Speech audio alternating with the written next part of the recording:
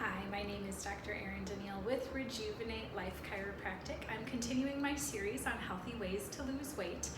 This is one of my favorite methods that I'm going to talk about today, the plant paradox and the longevity paradox. Now, if you like my videos, I'd appreciate if you'd like them, share them, subscribe to the channel, visit me at rejuvenatelifechiro.com. Any of those things I would appreciate. If you have comments or questions, please leave them down below. Today, Plant Paradox and Longevity Paradox. Plant Paradox was a book that Dr. Stephen Gundry wrote first, and then he wrote, he did one more before that, but then he wrote Longevity Paradox. Plant Paradox goes more through the whole diet. Longevity Paradox adds in some extra things on overall health things that we can do to have a longer longevity. So from a day-to-day difference, there might be a difference in alcohol consumption. Longevity Paradox will say not to if you don't already consume alcohol. It will talk about exercise in Longevity Paradox. The book will, Dr. Gundry basically will discuss a lot of other concepts that make people healthy, like having less meat in their diet or things like that. So he gives you all sorts of research. His basic concept is that we have a lot of these healthy foods that we have nutrients in that we need to obtain. However, those foods have protective or defense mechanisms against predators that can make it very hard for us to digest. So in this case, some of the big ones would be lectins and lipopolysaccharides, which he calls little pieces of fill in the blank. Okay, so that's how he refers to those particular proteins or lipid and sugar, okay, for a lipopolysaccharide. Lectins, one very well-known lectin is called gluten. So most people out there have heard of gluten or gluten sensitivity. Gluten is one type of lectin. There are other types. They can be very high in the skin or in the seeds. So something that we would eat like the nightshade family or tomatoes that would have seeds that we typically consume can be very hard for people to digest. Okay, now he does give suggestions in his book about you can peel off the skin, you can take out the seeds, you can also take a supplement, Lectin Shield is what it's called. You can find that information on my website at rejuvenatelifechiro.com. The Lectin Shield, there's a picture on there of what that is, but it helps your system block the lectins so that you can eat have a normal meal when you're going out somewhere or you accidentally have lectins in something that you're doing in your normal daily life.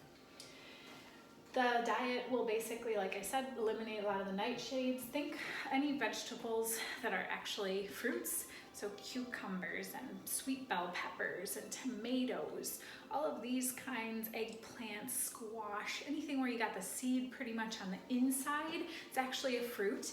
And those fruits have a lot of lectins and people's bodies don't always process them well. Most dairy will be eliminated from, on a plant paradox diet. The soy, canola oil, rapeseed, sunflower, safflower oil are all gone. He does allow for more fermented foods than for, say, the whole 30 diet would. No white potatoes, no corn, no legumes like cashews, peanuts, or beans. Any kind of beans are not on the list. However, he does make suggestions about pressure cooking because pressure cooking will decrease the lectin content. And when we decrease the lectin content, that means that we have less inflammation in the body. Okay, so very interesting books. I do highly recommend them if you have experienced food sensitivities and your gut is just not healing. For me, one of the key pieces was that eliminating that nightshade family. So I needed to do that in my own diet. I do follow the plant paradox pretty much. I mean, I might take my Lectin Shield if I'm gonna, eat something with tomatoes. I do love guacamole, but I do a lot of the green leafy vegetables. I do a lot of salads. I try not to do as large of protein. He's not as big on, or animal protein, I should say. So I do follow this myself. When it comes to the pros of eating the plant paradox way, It's very anti-inflammatory, so it really helps for people who are experiencing a lot of inflammatory type symptoms or complications. Digestion becomes easier. Elimination then is also easier. Nightshade family is one of the commonly masked food sensitivities, at least in what I have found. So as a person, as well as a doctor, sometimes that nightshade family is just really, really hard to digest. So this can be, when all else has been eliminated, this might be the ticket. There's an emphasis on whole foods. He does allow some xylitol, mannitol, monk fruit, stevia, erythritol. He has a yes-no food list, where it's a very good guide in both the Plant Paradox and the Longevity Paradox. Longevity Paradox will be a little bit stricter. So where like 72% cocoa chocolate is acceptable in Plant Paradox, I believe it's up to like 89% in the Longevity Paradox. So again, he does give hints in his book. Dr. Gundry talks about pressure cooking and the importance of doing that in order to basically decrease some of the lectins. Giving you an example, brown rice is coated in lectins. So a lot of people who are going to a whole grain are having a lot of upset guts because there's a lot of lectins. There's more lectins. I did the whole grain everything for a very long time, and I found that I don't process that whole grain. A lot of cultures had removed the husks, or they soak their beans, or they soak, other harder to digest foods. They ferment them, and it actually makes it easier to digest. So a lot of times the food preparation matters in how well we digest it. So historically, the white rice, removing the husk, decreases that lectin count. Now, some of the things that I didn't mention before, some of the things that we do eat are tree fruits, roots, green leafy veggies. Those make up the majority. He is very much limit your fruit to, basically fruit was meant to make us fat because it has a high sugar content, lots of nutrients. So we would fatten ourselves up before winter when we would have more of a starvation mode, or when less things would be available. So he is a proponent of eating fruit in season and not having too much of it, treating it more like a dessert than the recommended, fruit and vegetable intake. I do notice that I have historically been a fruitaholic. I love it. It's sugar, and it's simple sugars. It's not complex carbohydrates. They're simple. So being careful with the amount of fruit that we are eating is very important. However, if you're gonna go for a Snickers, or you're gonna go, or a candy bar, any kind, or you're gonna go for a piece of fruit, the piece of fruit has at least nutrients in it, it's a better option. Okay. Some of the cons to this is a very challenging diet to stick to because there's no refined sugar. There is, different than the Whole30, like I said, we do have some of the natural sweeteners that are allowed, but it's not something that's easy considering there's lots of oils that I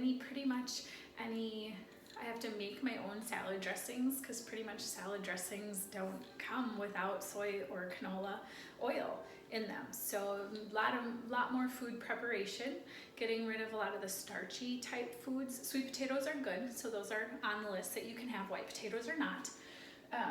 So that helps, but limiting the number. He does talk quantity in both books a bit, as far as like 1 to 2, I think it's 1 ounce of nuts per day. So he doesn't want to have too much consumption. Things are in less calories. The Longevity Paradox will actually go into more detail on intermittent fasting and having days that you are calorie limiting each week. So you pick Monday and Thursday that you're always going to calorie restrict because the populations that have lived the longest have had calorie restriction built in. So he tells, build it in, only have 300 to 500 calories that day, or do an intermittent fast. Make sure you're having a long period of time from when you ate the night before till the time you eat breakfast. So he does mention those things as well in the Longevity Paradox. Like I said, eating out is nearly impossible. This is a con in the sense there is a Lectin Shield supplement, but it's also a pro. It's a con because you gotta bring something with you and remember it, but it's a pro because it does help to eliminate how we kind of block those lectins as we're consuming them, so we can cheat a little bit without going completely, off of the diet. There's not really mention of time between the meals. I like to do at least 4 hours. That works well. Let insulin levels come back down. If you go off or slip up and your body basically goes back to the inflamed state. So you think, oh, I'm doing better, I'm feeling so good, and then you kind of let it trail. People can go right back to what has been problematic for them. Again, very decreased contents for fruit, limiting the nuts and the animal protein. So there are some restrictions if you're following it strictly. I tend to follow what foods should I eat, the yes and no list, the no, thank you, and yes, please. I tend to follow the list more than I follow calorie, and that's just from my own. I have a rough estimate of how much I consume each day, but if I concentrate too much on what I'm eating, then I go crazy and I have all sorts of things that like to come back through emotionally, and I just don't like to do it. So I do monitor what I'm eating and how much I'm eating and when I'm eating, but calories I kind of go, I will go with what I am eating over just the calorie as a means of controlling my own weight and making sure that I don't have a tendency to gain weight. I do have that tendency, so I've always watched what I've consumed as a result. So Dr. Gundry, they're great books to read, The Plant Paradox and The Longevity Paradox. I have the Plant Paradox cookbook as well. So that has recipes with like coconut flour and other things that you can make breads out of the coconut or almond flour. So lots of different things to kind of get you into the right mode of eating this way.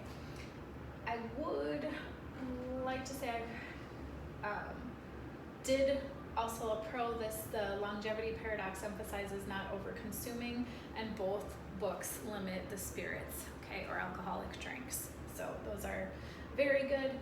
The sweeteners, Dr. Jerry Tennant in his book Healing is Voltage talks about the sweeteners that end in OL being alcohols.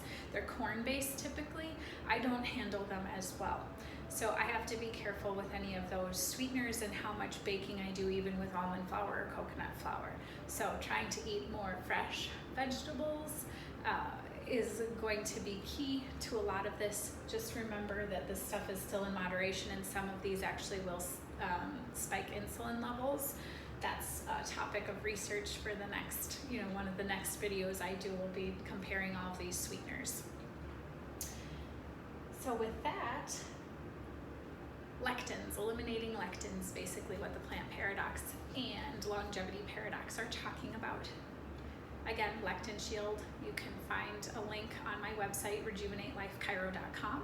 If you found this video helpful, please do like it, share it, and subscribe to the channel.